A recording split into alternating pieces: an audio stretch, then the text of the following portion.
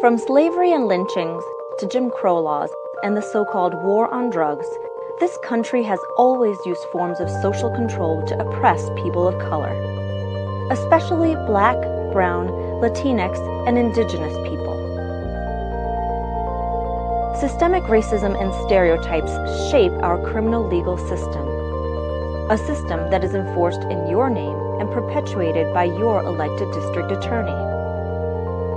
Police arrest people, but DAs decide who gets charged and what they're charged with. With this power, DAs are largely responsible for the huge racial disparities in Massachusetts prisons.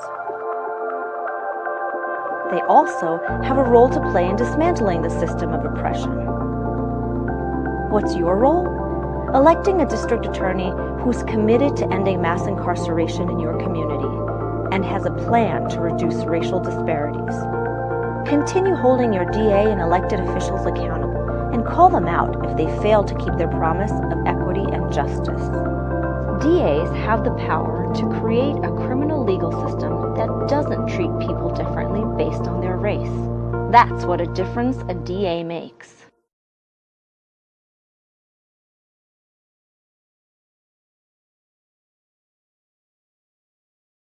Hey Massachusetts, here's a pop quiz. Who's the most powerful person in the criminal legal system? No, it's not a judge. It's your local district attorney, your DA. What makes your DA so powerful? For one, they decide who gets charged with a crime.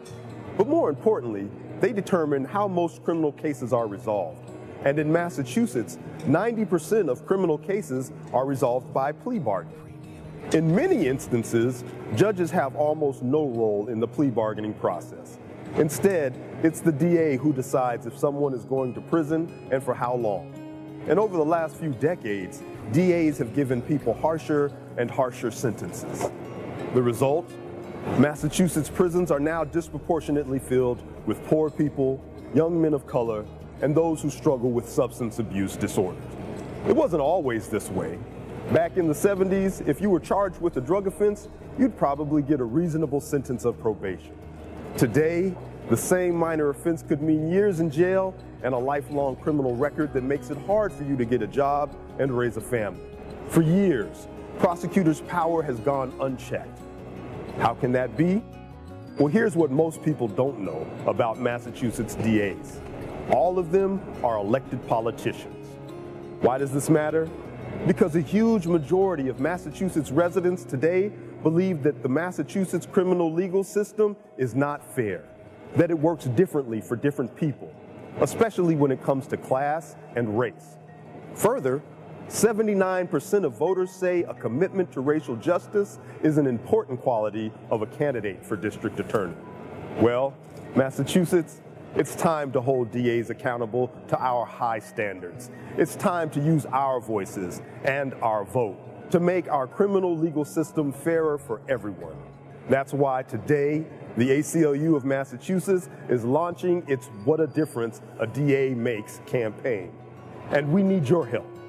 Help us tell people about the impact district attorneys have on our lives and our communities. Help us spread the word that they answer to us, the voter. Our campaign is all about offering you the tools to do just that. That's why we'll soon be releasing a report card to help you grade your local DA and ask DA candidates about their values. The report card will include things like, what's more important, public safety or getting a guilty verdict? How transparent an office does your DA have? What is your DA's commitment to racial justice? So please, join us, because we, together, can show Massachusetts what a difference a DA makes.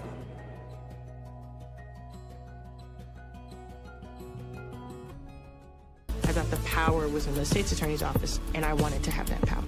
I thought the power was in the state's attorney. No one can speak for a woman like a woman. Who we are can't be articulated by anyone but us. For a woman like a woman. Who we are can't be articulated by anyone but us. You can speak for a woman like a woman. Who we are can't be articulated by anyone but us. No one can speak for a woman like a woman. Who we are No one can speak for a woman like a woman.